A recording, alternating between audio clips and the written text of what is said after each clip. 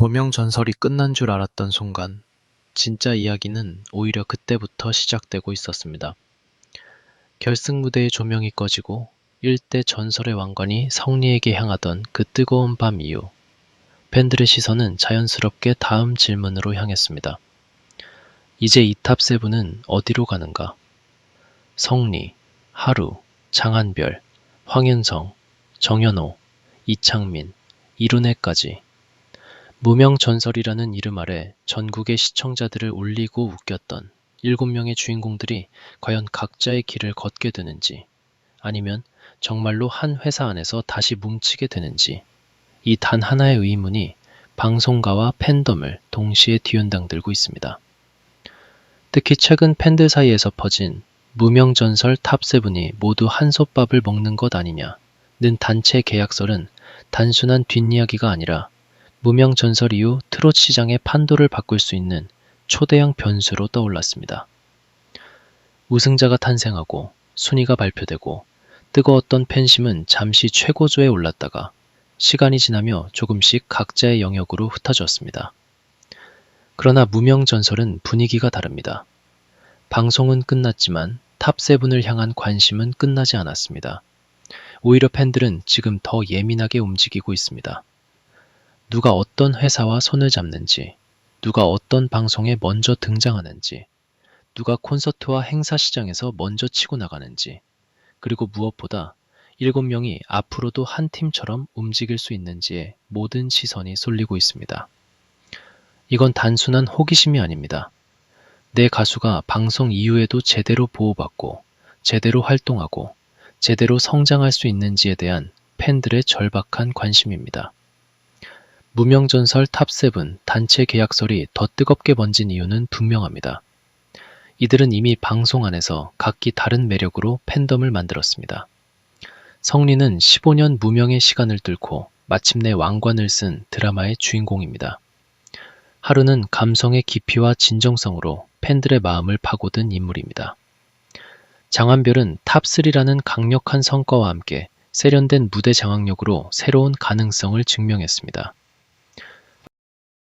황윤성은 결승 이후 오히려 더 강렬한 존재감을 드러내며 재평가의 중심에 섰고, 정현호와 이창민, 이룬혜 역시 각자의 색깔로 무명전설이라는 브랜드 안에서 이름을 확실히 남겼습니다.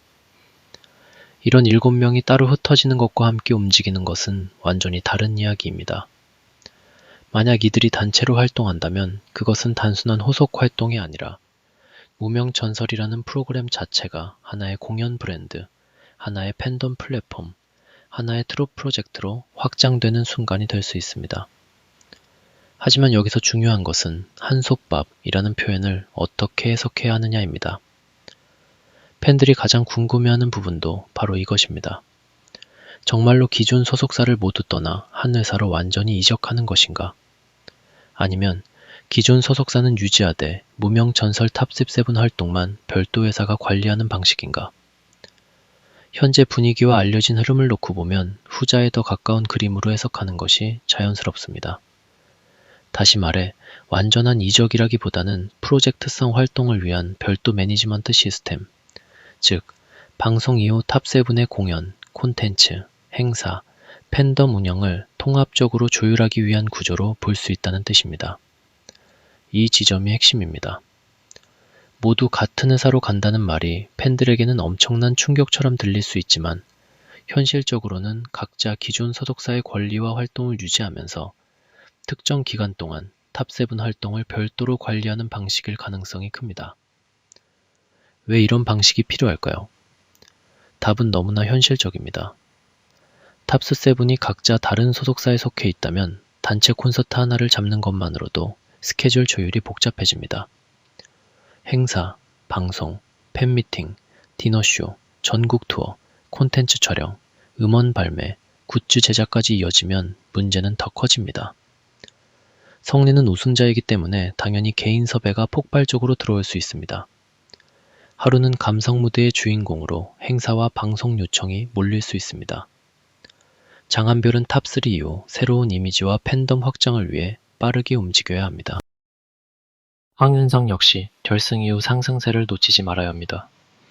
이런 상황에서 각 소속사가 제각각 움직이면 단체 활동은 금방 흔들릴 수밖에 없습니다. 그래서 중심축이 되는 별도 운영사가 필요하다는 분석이 나오는 것입니다. 바로 이 대목에서 레온웍스라는 이름이 팬들 사이에 떠오르며 관심이 폭발했습니다. 팬들이 주목한 것은 단순히 회사 이름이 아닙니다. 그 회사의 소개 방식, 홈페이지에 등장하는 무명전설 탑7 이미지, 그리고 방송 이후 사라지는 화제성이 아닌 지속 가능한 팬덤과 수익 구조를 떠올리게 하는 방향성입니다. 이 문구들이 사실상 무명전설 탑7의 후속 활동을 겨냥한 것 아니냐는 해석이 나온 것입니다. 물론 아직 모든 정보가 대대적으로 공개된 단계는 아닙니다. 그렇기 때문에 단정적으로 말하기는 어렵습니다. 그러나 팬들이 술렁일 만한 분위기는 충분합니다. 무명전설이 단순한 방송 프로그램으로 끝나는 것이 아니라 탑7을 중심으로 하나의 장기 프로젝트를 만들려는 움직임처럼 보이기 때문입니다. 이 소식에 방송가가 술렁이는 이유도 여기에 있습니다. 트롯 서바이벌은 방송이 끝난 뒤가 진짜 승부입니다. 무대에서 순위가 결정되는 순간보다 더 중요한 것은 그 다음입니다. 누가 콘서트에서 관객을 모으는가? 누가 행사 시장에서 몸값을 올리는가? 누가 방송 예능에 안착하는가? 누가 팬덤을 유지하고 확장하는가? 누가 음원과 콘텐츠 시장에서 살아남는가? 이 모든 질문은 방송이 끝난 뒤부터 시작됩니다. 그래서 무명전설 톱7을 한 묶음으로 운영한다는 것은 단순한 관리가 아니라 이들의 인기를 최대한 오래 붙잡고 키우겠다는 전략적 선택으로 읽힙니다. 팬덤 입장에서는 기대와 걱정이 동시에 터질 수밖에 없습니다. 드디어 제대로 밀어주는 건가? 라는 기대와 혹시 내 가수의 개인 활동이 묶이는 건 아닌가? 라는 걱정이 동시에 생기는 것입니다. 특히 성리의 경우 상황은 더 민감합니다. 그는 무명전설의 초대 우승자입니다. 지금 성리에게 가장 중요한 것은 우승의 열기를 최대한 빠르게 대중적 인지도로 바꾸는 일입니다. 우승 직후의 화제성은 폭발적이지만 연예계에서 화제성은 영원하지 않습니다. 아무리 뜨거운 이름도 활동이 이어지지 않으면 금방 다음 이슈에 밀릴 수 있습니다. 그렇기 때문에 성리는 지금이 가장 중요한 골든타임입니다. 방송, 공연, 행사, 광고, 콘텐츠, 팬미팅까지 모든 창구를 열어야 합니다. 이 시기에 탑7 단체 활동이 잘 설계된다면 성리는 우승자 프리미엄을 더 크게 확장할 수 있습니다. 반대로 단체 활동이 지나치게 느리거나 불투명하게 움직인다면 우승 직후의 뜨거운 속도를 놓칠 위험도 있습니다. 팬들이 예민해지는 이유가 바로 여기에 있습니다. 하루 역시 마찬가지입니다. 하루는 무명전설에서 단순한 참가자가 아니라 감정의 서사를 만든 인물입니다. 팬들은 그의 무대에서 노래 이상의 이야기를 받습니다. 그래서 하루에게 필요한 것은 꾸준한 노출과 감성 콘셉트의 정교한 관리입니다. 단체 활동 속에서도 하루만의 색깔이 묻히지 않아야 합니다. 탑7이 함께 움직이면 시너지는 분명 있습니다. 그러나 동시에 각자의 캐릭터가 약해질 수도 있습니다. 하루의 진정성, 장한별의 세련미, 황윤성의 에너지, 성리의 드라마가 모두 같은 포맷 안에 묶이면 잘하면 대박이고 못하면 평범한 행사팀처럼 보일 수 있습니다. 결국 핵심은 단체 활동을 하더라도 각 멤버의 서사를 얼마나 잘 살리느냐입니다. 장한별에게도 이번 단체 계약설은 중요한 분기점입니다. 그는 무명전설 탑3로 마무리하며 확실한 존재감을 남겼습니다. 팬들은 장한별이 단순한 경연 참가자가 아니라 방송 이후 더 넓은 무대에서 통할 수 있는 인물이라고 보고 있습니다. 해외 경험, 안정적인 보컬, 무대에서의 여유, 그리고 팬들과 소통하는 태도까지 장한별은 단체 활동 안에서도 충분히 중심축이 될 수 있는 카드입니다. 하지만 장한별 역시 개인 브랜딩이 중요합니다. 단체 활동으로 팬덤을 키우되 동시에 장한별만의 음악적 방향을 잃지 않는 것이 관건입니다. 팬들이 원하는 것은 단순히 탑7이라는 이름으로 여러 무대에 서는 것이 아닙니다. 장한별이 장한별답게 빛나는 순간을 더 많이 보는 것입니다. 황윤성은 이번 단체 활동설에서 또 다른 주목 포인트입니다.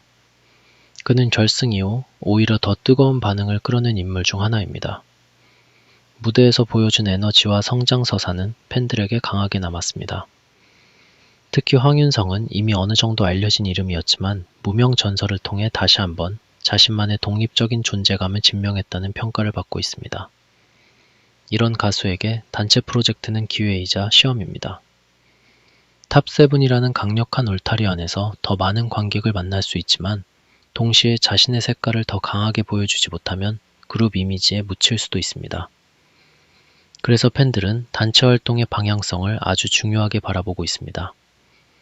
정연호, 이창민, 이룬혜에게도 이 구조는 엄청난 기회입니다.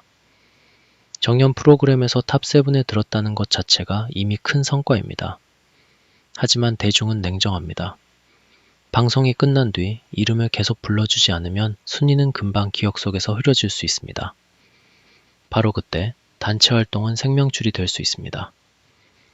콘서트 무대에서 계속 관객을 만나고 유튜브 콘텐츠에서 얼굴을 비추고 팬미팅과 방송을 통해 이름을 반복적으로 노출시키는 것. 이것이야말로 경연 이후 가장 중요한 생존 전략입니다. 탑7 활동은 이들에게 단순한 보너스가 아니라 무명에서 유명으로 넘어가는 마지막 다리일 수 있습니다. 그렇다면 팬들이 가장 민감해하는 수익 배분 문제는 어떻게 봐야 할까요? 이 부분은 아직 정확히 공개된 정보가 부족하기 때문에 단정할 수 없습니다. 다만 프로젝트성 활동에서는 일반적으로 여러 이해관계자가 얽히게 됩니다. 기존 소속사, 프로젝트 운영사, 방송사 또는 제작 관련 주체, 공연 기획사, 유통사, 그리고 아티스트 본인이 모두 일정한 구조 안에서 움직일 수 있습니다. 그래서 팬들이 수익을 누가 얼마나 가져가느냐를 궁금해하는 것은 당연합니다. 내 가수가 고생해서 만든 인기가 제대로 보상받는지 알고 싶은 마음이기 때문입니다. 하지만 지금 단계에서 중요한 것은 정확하지 않은 숫자를 단정하는 것이 아니라 향후 활동이 얼마나 투명하고 안정적으로 운영되는지를 지켜보는 것입니다. 팬덤은 숫자보다 움직임을 먼저 봅니다. 일정이 제대로 잡히는지, 콘텐츠가 꾸준히 나오는지, 팬들과 소통이 원활한지, 무대 퀄리티가 유지되는지, 이런 부분에서 신뢰가 쌓이면 계약 구조에 대한 불안도 조금씩 줄어들 수 있습니다. 무명전설 탑7의 단체 활동이 성공하려면 반드시 넘어야 할 산이 있습니다. 첫째는 속도입니다. 방송이 끝난 직후의 열기는 오래 기다려주지 않습니다. 팬들이 가장 뜨거울 때 다음 콘텐츠와 공연 소식이 이어져야 합니다. 둘째는 차별화입니다. 단순히 탑7이 함께 노래하는 무대만 반복한다면 금방 피로감이 올 수 있습니다. 각 멤버의 대표 무대, 듀엣 조합, 새로운 편곡, 비하인드 콘텐츠, 팬 참여형 기획까지 입체적으로 설계해야 합니다. 셋째는 공정성입니다. 우승자 성리에게 집중되는 것은 자연스러운 일이지만 탑7 전체가 함께 움직이는 프로젝트라면 다른 멤버들의 존재감도 반드시 살려야 합니다. 팬덤 간 불필요한 비교와 불만이 커지지 않도록 균형 잡힌 운영이 중요합니다. 넷째는 장기성입니다. 단기 행사 몇 번으로 끝나는 구조가 아니라 방송 이후에도 이들이 계속 성장할 수 있는 길을 열어줘야 합니다. 사실 무명전설 탑7 단체 계약설이 이토록 뜨거운 이유는 팬들이 이미 알고 있기 때문입니다. 경연 프로그램의 진짜 무서움은 끝난 뒤 찾아오는 공허함입니다. 방송 중에는 매주 무대가 있고 매주 평가가 있고 매주 이름이 불립니다. 하지만 프로그램이 끝나면 그 모든 시스템이 사라집니다. 팬들은 갑자기 내 가수를 어디서 봐야 할지 몰라집니다. 가수들도 갑자기 거대한 무대의 조명에서 내려와 현실의 스케줄 경쟁으로 들어갑니다. 이때 제대로 된 후속 시스템이 없으면 아무리 좋은 성적을 거둔 참가자도 흐름을 이어가기 어렵습니다. 그래서 탑7을 묶어 관리하는 프로젝트가 정말 존재한다면 그것은 단순한 계약이 아니라 방송 이후의 공백을 막는 안전장치가 될 수 있습니다. 그러나 기대만큼 걱정도 큽니다. 팬들은 묻고 있습니다. 이 회사가 정말 탑7을 제대로 서포트할 수 있는가? 전국 투어는 안정적으로 운영될 수 있는가? 음원이나 콘텐츠 기획은 준비되어 있는가? 멤버별 개인 활동과 단체 활동은 충돌하지 않는가? 팬덤 관리와 소통 창구는 명확한가? 특히 신생 프로젝트성 운영사로 보이는 경우라면 팬들의 의심은 더 커질 수밖에 없습니다. 하지만 이 부분은 결국 결과로 증명해야 한다. 홈페이지가 화려한지 이름이 큰지보다 중요한 것은 실제 활동입니다. 무대가 잘 만들어지는지, 일정이 성실하게 공개되는지, 팬들이 만족할 만한 콘텐츠가 이어지는지, 아티스트가 건강하게 성장하는지, 이 네 가지가 증명된다면 의심은 기대감으로 바뀔 수 있습니다. 방송가가 술렁이는 것도 바로 이 지점입니다.